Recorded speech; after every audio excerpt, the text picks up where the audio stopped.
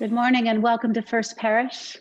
Our centering music this morning is Veni Veni Emmanuel, sung by Rick Jackson.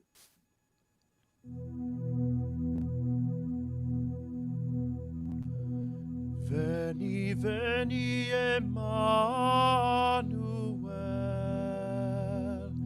captivum solve Israel, qui gemit in exilio, privatus Dei filio, gaude, Emmanuel, nascetur prote Israel.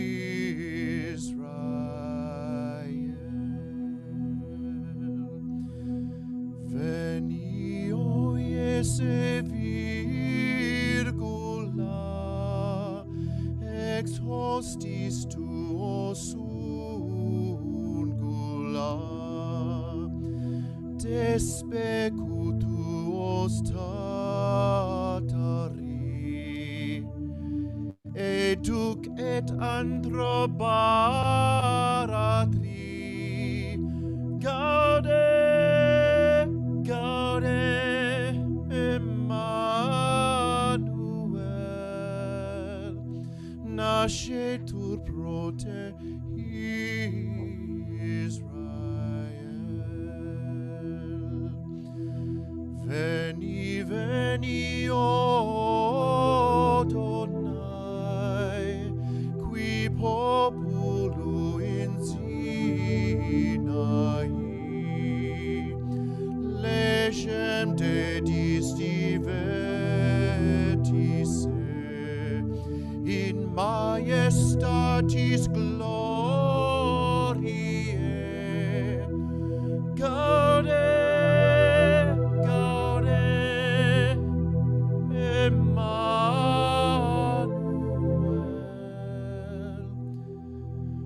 nascetur prote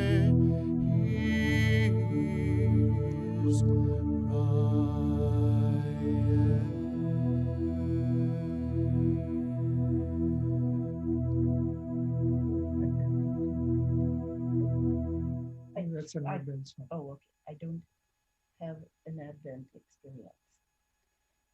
Thank you. Welcome to First Parish. This week we are participating in a coat drive for Waltham area residents who have been affected by COVID. Please watch your Tuesday update for details, but perhaps you could spend some time today looking through your closets for gently worn or new coats for those who are cold on this snowy day. On Tuesday afternoon, Maureen Beauvais is leading us in a holiday decorating gathering of ideas and shared thoughts about how to make our homes fair as we are able. On Friday afternoon, I will be leading the second of our December Vesper services, and I hope that you will come. And a week on Monday, on the 14th, Nate Ramsayer will be presenting his third program from 7 to 8:30 p.m. titled Investigating the Nativity Story. And if it's anything as great as his first two, I'm sure it's going to be a big hit. Next Sunday after church, please stay for a forum presented by our racial justice team as we explore the possibility of adopting an eighth principle. For those of you who may be new to Unitarian Universalism, our denomination has 7 principles which we uphold together. Considering an eighth principle is an exciting way to shape our faith for years to come. Our opening words this morning are by Monica Jacobson Tennyson, called The Heart of Our Faith. What is it that calls you here, that calls you onward, that calls you inward, that leads you homeward? What is it that gives you the power to make that change, to ask that question, to take that journey? What is it that says you have done well, that asks you to learn more, that brings you to stillness, that holds you up in hard times? It is relationship, the beating heart of our faith, It begins when we share this hour, our truths, this air, our hearts. Come, let us worship together. Our introit this morning is Julia Jaffe singing, "O Thou That Tellest Good Tidings from Zion," from George Frederick Handel's The Messiah, with Rip Jackson on piano.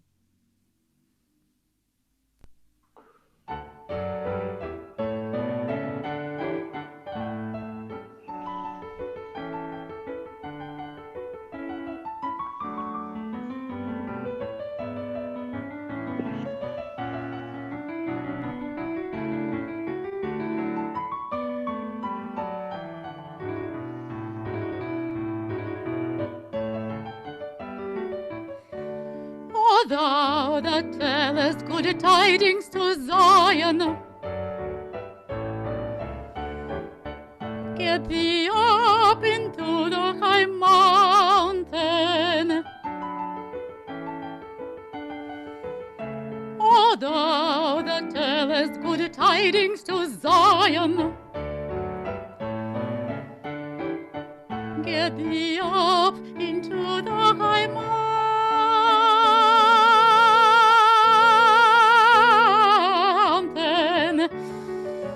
Get thee up into the high mountain.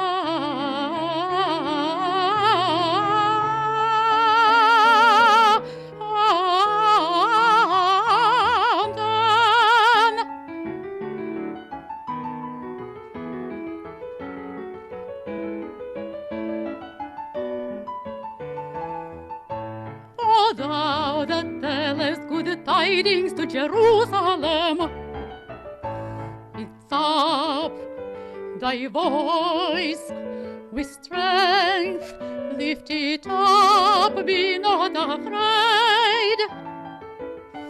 Say unto the cities of Judah, say unto the cities of Judah, behold your God, behold your God. Say unto the cities of Judah, behold your God, behold your God, behold your God.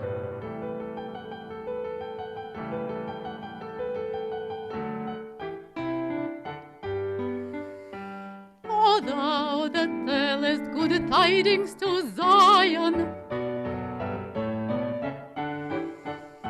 arise, shine, for thy light is come. Arise, arise, arise, shine, for thy light is come. And the glory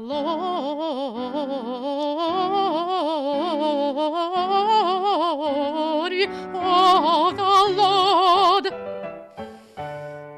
glory of the Lord is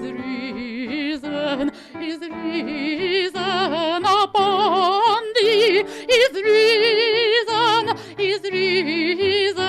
upon thee.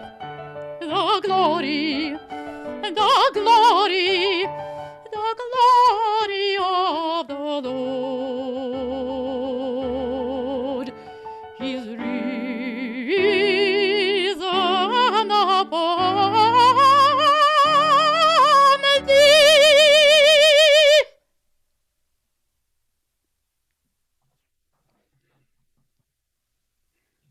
Thank you very much, Julia. Thank you, Rip.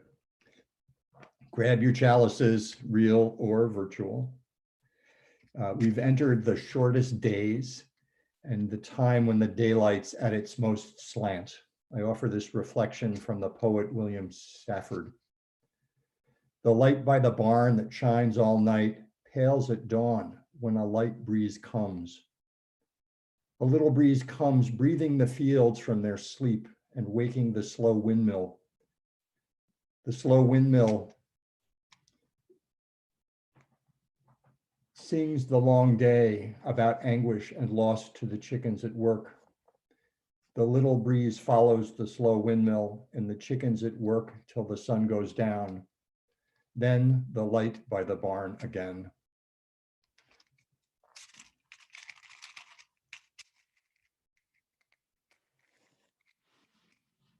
Thou day spring bright, pour our souls thy healing light, dispel the long night's lingering gloom. Let's sing together, O come, Emmanuel.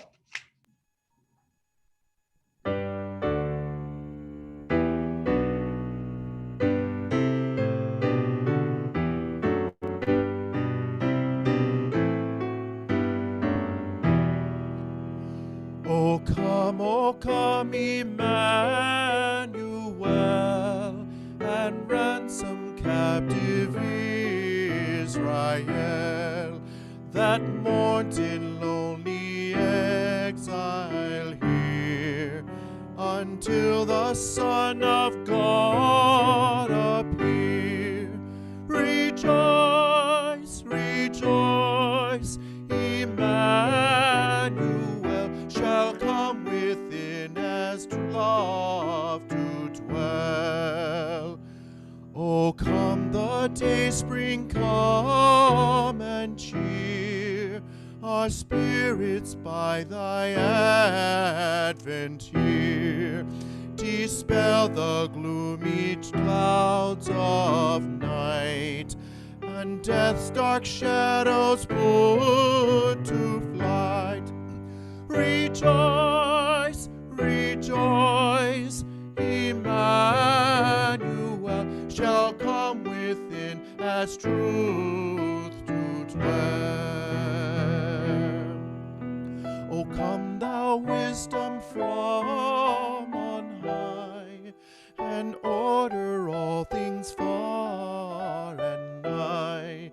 To us the path of knowledge show, and death's dark shadow put to flight. Rejoice, rejoice, Emmanuel shall come within as light to dwell. O come, desire of nations, bind all people in one heart and mind. Bid envy, strife, and quarrel cease. Fill the whole world with heaven's peace. Rejoice, rejoice, Emmanuel shall come within as hope to dwell.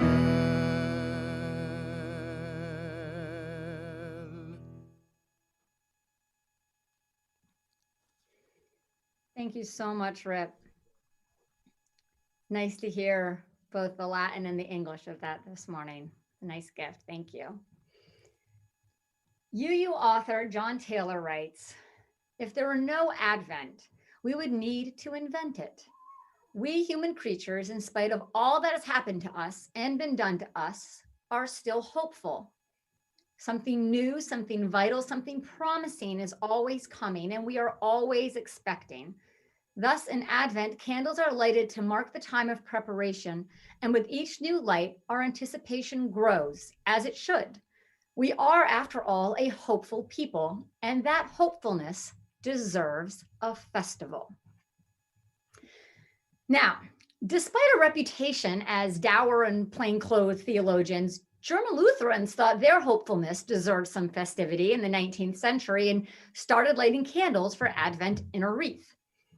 They used liturgical colors for the candles, for in Lutheranism, as in many Christian traditions, different seasons and holidays in the liturgical year, that is, different books and chapters of the Bible read at specific times of the year, have specific colors to go with them. So for Advent, the colors are actually purple and pink. For those of you who grew up in more conservative or traditional or mainline Christian traditions or Catholicism, then you also remember probably seeing purple and pink candles in an Advent wreath. The purple is the liturgical color of solemnity or serious thinking, calling us to look inward for reflection. And then the pink is a joyous color for the third Sunday to mark Gaudete Sunday, when we are to begin rejoicing. The Latin word for directing one to be joyful, you rejoice, is Gaudete. It's a command. You must rejoice. And then the fourth Sunday of Advent, we take a roll back from the joy just a little bit, and we go purple once again for one final turn inward. But there is that joy there in the middle of this festival. Many personal Advent wreaths that we have in our homes often are not pink and purple. Most of us, I know I do in my Advent wreath, we have red and green candles and sometimes a fifth white candle for Christmas Day. And the red and green color scheme of Christmas does not have actually specific definite origins. Some say it could be from holly with the green leaves and the red berries that was used in homes as a decoration during the winter season in Europe to make things festive. And that was the winter season in Europe pre-Christianity. Or it could be from the evergreens exchanged in ancient Rome for the festival of Saturnalia. Although one amusing story is that in the Middle Ages, the Christian church would put on passion plays to be festive for Advent prior to Christmas, and it would often depict the creation story of Adam and Eve. And since an apple tree is usually part of that story, and while apple trees in Europe look the way they do right now in December, which is pretty bare, they would get what they had on hand to be festive, and they would get the red apples from cold storage and hang them on an evergreen tree. Always use what's available. Another fun way to create festivity and Advent and hopefulness are Advent calendars. Again, we've got those awesome Germans to thank for that.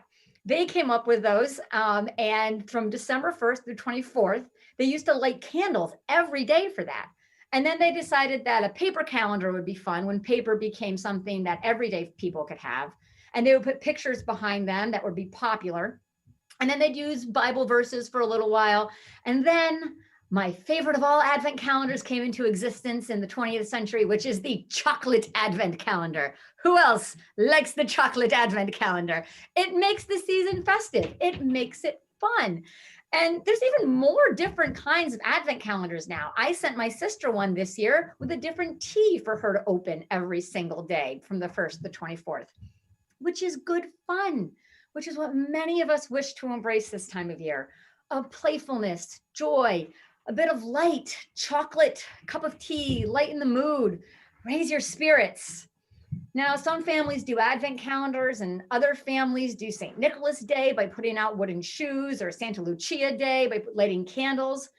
And whether you engage in celebrating by putting on skits, because I know a lot of our families get really serious about the fun, and just like the church would do passion plays, you do your own fun versions of The Grinch Who Stole Christmas and other ways of putting on fun things, and you use whatever you have around to use for scenery and props in your house. And if you don't know what to use for scenery and props in the house, as Anne mentioned, you can come on Zoom and Maureen Beauvais will tell you ways that you can use what you have on hand to make your house festive in your hopefulness. Or maybe you're going to put on a toga this year and have a party, ancient Rome style, for Saturnalia. Whatever you need to do you on this. So please take some time this month to be playful and fun and maybe a bit silly too. I'd say it's most important for our young people, but I think it's important for all of us, whether you're 4 or 40 or 104. So we have to create new ways of celebrating our festivity of hopefulness this year as we prioritize community health and safety. So our hope deserves a festival. And I hope that you find new fun ways to be hopeful and festive this Advent season. Thank you, Lisa Maria. And I've got an idea. Let's have a play, and together let us recite the unison affirmation of faith. Love is the doctrine of this church. The quest for truth is its sacrament, and service is its prayer. This is our great covenant, to dwell together in peace, to seek the truth in love, and to help one another, to the end that all souls shall grow into harmony with the divine. Now I invite you to join in this morning's offering. And as you as we do, please listen to Rip Jackson play his arrangement of Bach's Awake, Awake, for Night is Flying.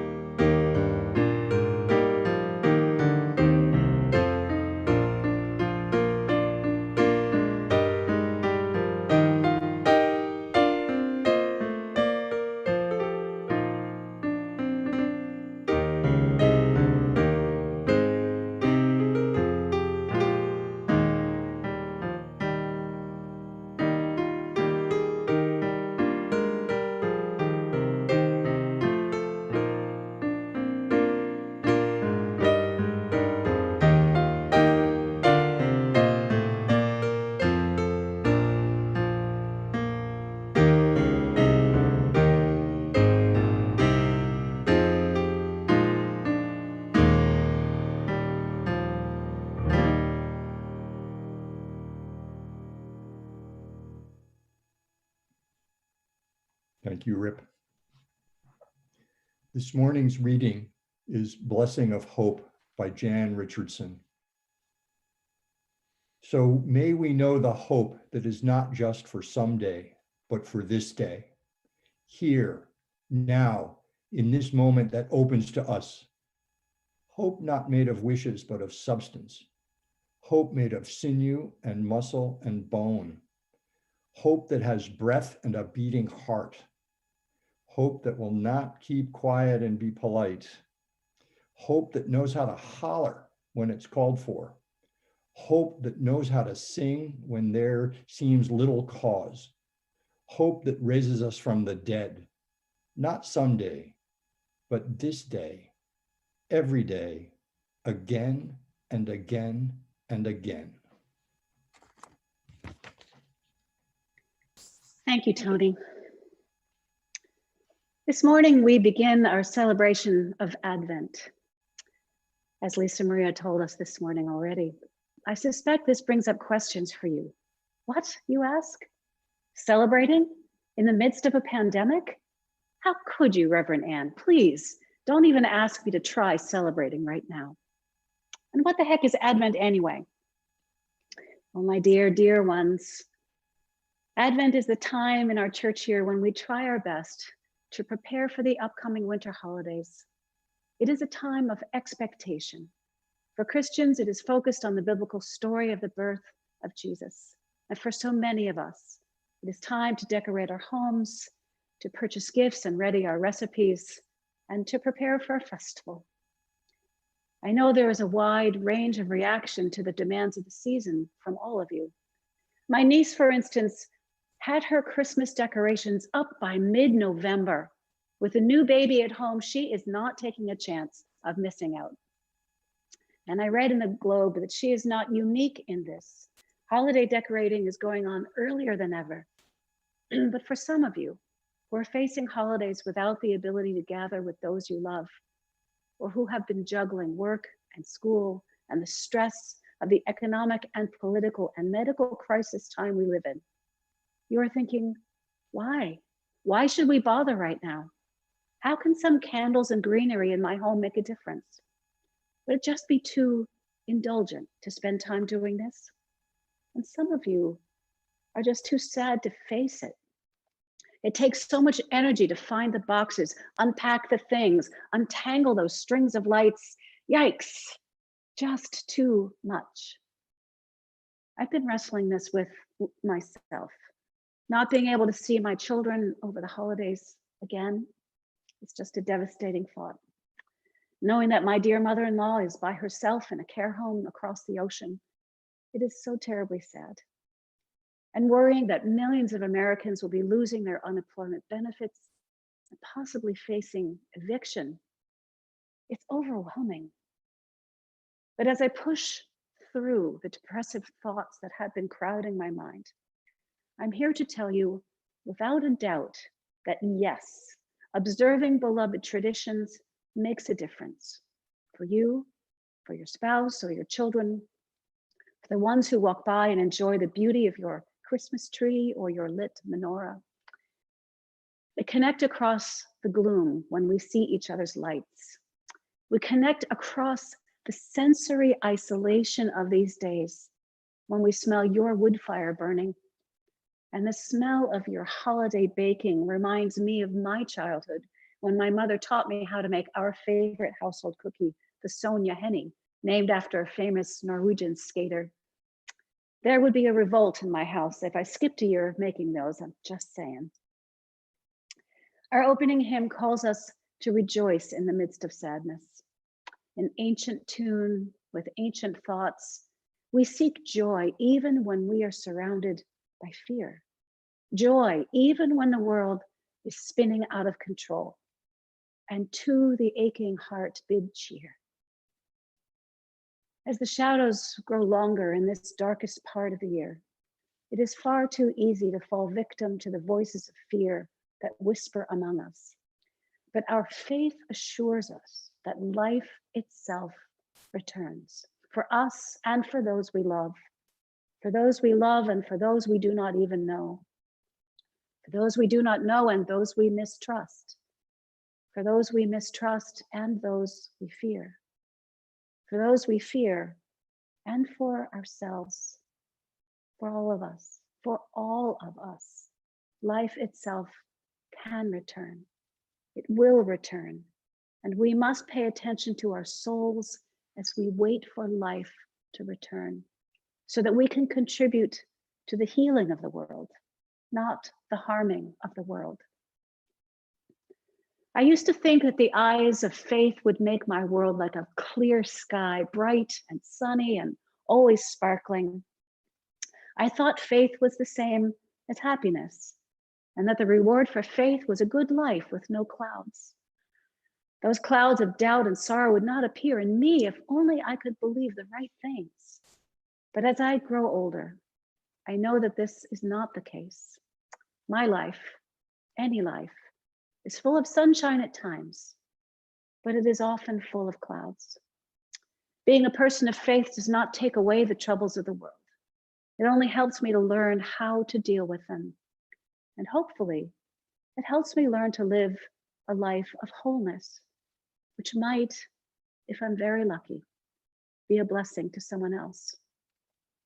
Sometimes I'm so focused on making this world a better place. I get excited about the steps we can take to right the injustices around us. And sometimes you join me in that excitement. And I hope that this congregation will work together to make choices about how you really want to show up in the world. There is so much to be done. And you are really amazing, compassionate people with so much potential to bring justice to this town, to this world. But today, in this hour of worship, we need to spend time paying attention to our own souls so that we can try to feel a little bit more whole. We need to look at the clouds, not just wish for a clear blue sky. It is the clouds themselves which sometimes make the sunrise more beautiful. I'd like to share a meditation that I wrote while awaiting the sunrise on a cold morning in West Virginia, while I was on a minister's retreat. I sat alone on a porch in the darkness, wondering what I would see. I was disappointed to see so many clouds in the sky. I had expected a clear and starry night. And I wrote, as the colors begin, and even before, the clouds cast a dark shadow across the sky. From inside, I was afraid there would be nothing to see. But when I sat out on the porch in the brisk morning air, I saw a circle of clouds set in deep relief, by the approaching sun. Cast in the middle, a jewel in the sky, was the bright morning star. Was it Venus? As the sky lightened, the clear areas became ever more pale shades of blue in contrast to the depth directly above me. But it was the clouds where the colors emerged. The dusky rose of dawn raked across them like leaves dropped from a celestial tree. And then my eyes began to seek the horizon, for if they lingered too long in the clear, I missed the growing excitement on what was becoming the underside of the clouds. For their depth was now apparent.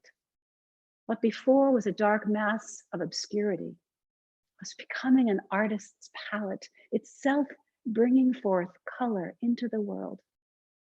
The birth of color brings newness and possibility into this dark world, and my soul is renewed by seeing and experiencing the day made new once again. There are things we can do, my friends, to help us find our equilibrium, even in the midst of darkness. We can shape our expectations before we fall prey to the expectations of others. We can bid our aching hearts to find cheer. We can take time in the darkness to find a spiritual practice. We can make that spiritual practice the habit of looking for joy. I encourage you to ask yourself every day, where is the joy? Where do you see it? Maybe in the tiniest of places, playing with your dog, a sparkle of sunlight on the drop of water on a tree branch, the smile on the face of someone you like, the sound of an owl in the night, the memory of intimacy. There are a million ways to kneel and kiss the ground, says Rumi. What do you see around you that lets you know that joy exists? What makes you feel joy? And are you looking for that? Can you give yourself permission to really look for it? I took time this week to ask myself where joy is, and I found many places of solace. The toughest part for me was to give that value. It is far too easy to get caught up in the anxiety that is running rampant in the world. Anxiety and fear are such demanding bosses, aren't they? They demand our whole attention. They demand to be fed. They take and take and take and leave us nothing but exhaustion in return. But we have the choice of how we want to be expectant. It was sadness. If we expect sadness and despair, we'll see it everywhere. If we expect others to fix us, we will be disappointed. But if we expect joy, we will find it somewhere. My friends, I cannot tell you where the joy is for you. I can tell you where I found it and how sometimes I need to step back from the world for a short time before I can even begin to look for it. But I will ask you, in this season of expectation, look for the joy. Don't expect it to be mind-blowing, earth-shattering, jump up and bite you joy. It might be, but don't expect that. Just expect joy. However it shows itself, even a glimmer will do, that heart-stimulating, gentle race of the pulse type of joy, rather than anything else that the world is telling us to expect. Look for the joy. And if you trust that it is there for you, you will find it. The other thing I ask you to keep in mind is that the joy we seek does not depend on the outside world. It is affected by it, but we are the only ones who can control our reactions to what happens in life. Our happiness is not simply the result of the actions of other people. No perfect present purchase, no plate of Christmas cookies made just so will bring the joy we seek. They might lift our spirits a bit, and having the family get along is no small victory, or just having a piece of chocolate with a cup of tea. It can be a lifelong goal.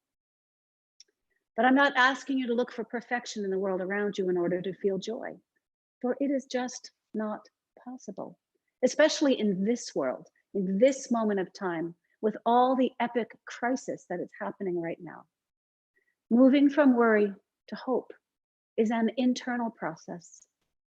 It is about how we anticipate and what we think is possible. It is about not giving up our right to feel hope, For as people of faith, we must hang on to hope. We can choose what expectations we will have for our day. And with this spiritual practice, we can pay attention to our anxiety and move to joy, deep, loving, spiritual joy. And we can share that joy with each other. My friends, may you set your intentions to look for a moment of joy in your day. And may you be blessed with finding a moment of joy in your day. And may those moments of joy be shared with those you love. And may those you love share this joy with those they meet. And in so doing, may our hard-won moments of joy ripple out around us to fill this hurting world with the love and the joy that is ours to find, even today, even in this world of hurt, especially today, especially in this world without end. Amen. And now I invite you to listen to our anthem, which is the Christmas Lullaby by Jason Robert Brown, sung by Chelsea Cannon with Rip Jackson on piano.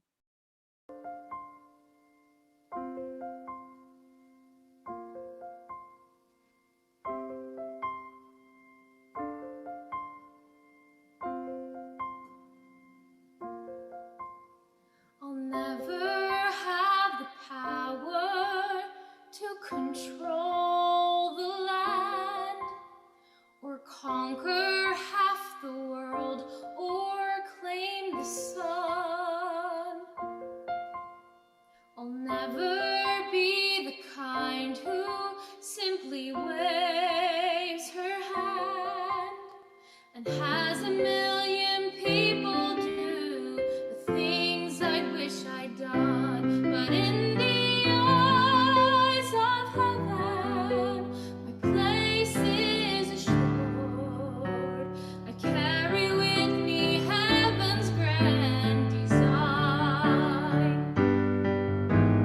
Gloria, Gloria, I'll sing the name of the Lord, and He will make me shine. And I will be like Mother Mary with a blessing in my soul.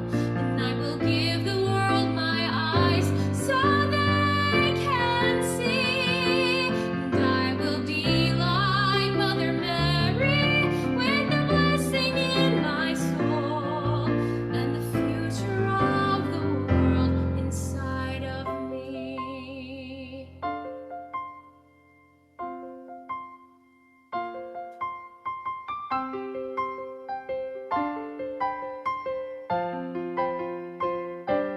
In the eyes of heaven, my place is assured.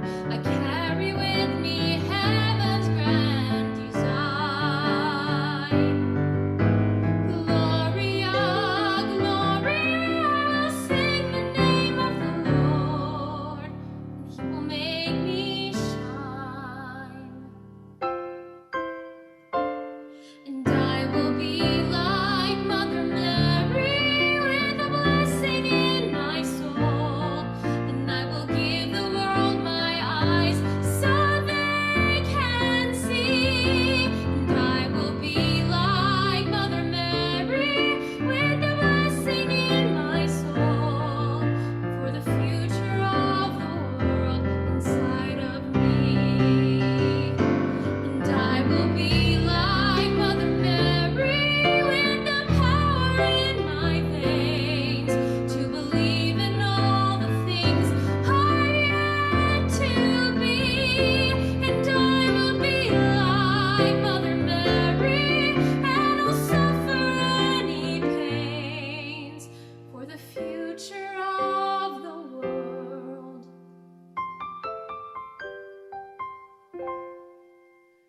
For the future of the world inside of me.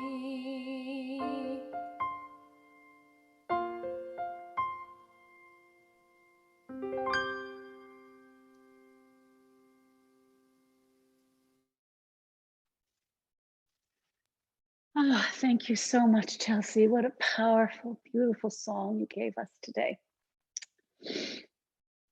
I'd like to invite you as a congregation into a time of meditation and prayer. As we begin this time together, I have one concern I'd like to share with you, and that is that Bob Coughlin's sister, Nora, has been in intensive care, and she has a long, tough road to recovery ahead of her if she's able to recover. So I ask you to hold Bob Coughlin, his mother, Mary, and his sister, Nora, especially, in your hearts today. Please join me as I read some beautiful words by Lynn Unger in her poem, Breathe. Breathe, said the wind. How can I breathe at a time like this when the air is full of the smoke of burning tires and burning lives? Just breathe, the wind insisted. Easy for you to say if the weight of injustice is not wrapped around your throat, cutting off all air. I need you to breathe. I need you to breathe. Don't tell me to be calm when there are so many reasons to be angry, so much cause for despair. I didn't say to be calm, said the wind. I said to breathe. We're going to need a lot of air to make this hurricane together. And now I invite you to share your joys and your sorrows in our chat on this Zoom as we listen to some meditative music by Rip Jackson.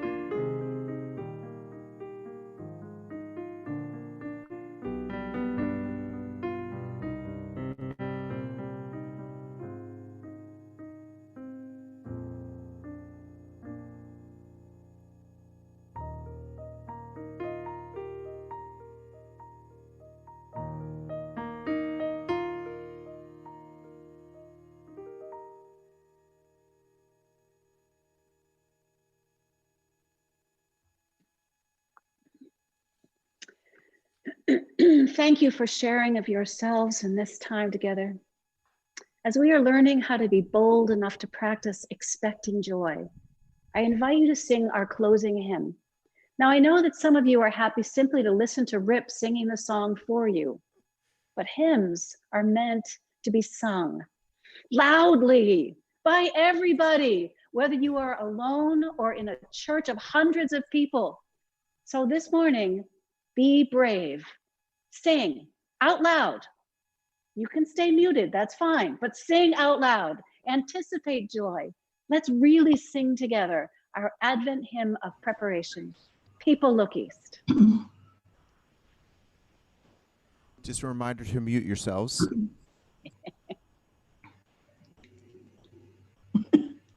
Hey, Judy, can you mute yourself?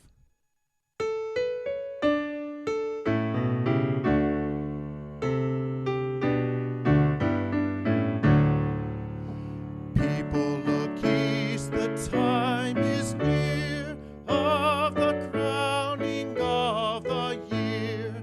Make your house fair as you are able. Trim the hearth and set the table. People look east and sing today.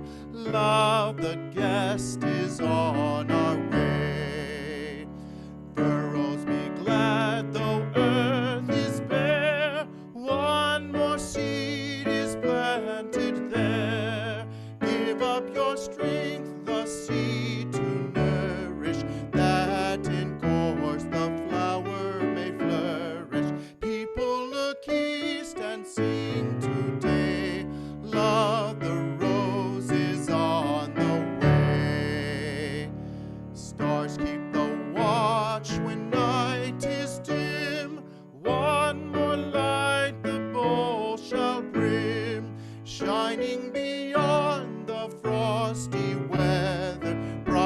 bright as sun and moon together. People look east and sing today. Love, the star is on the way.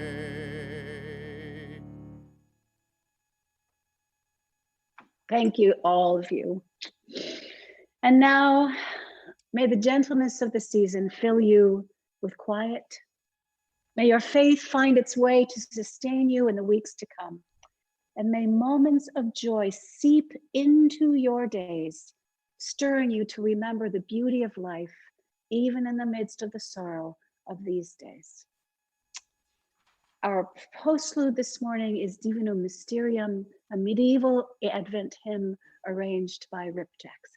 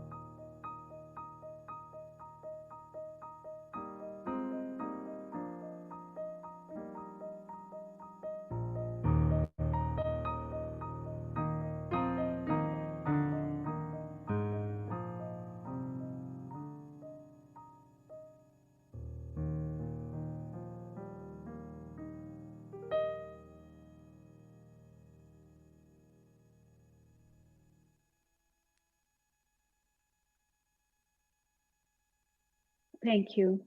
And now you are invited to join us for a virtual coffee hour as we move into breakout rooms.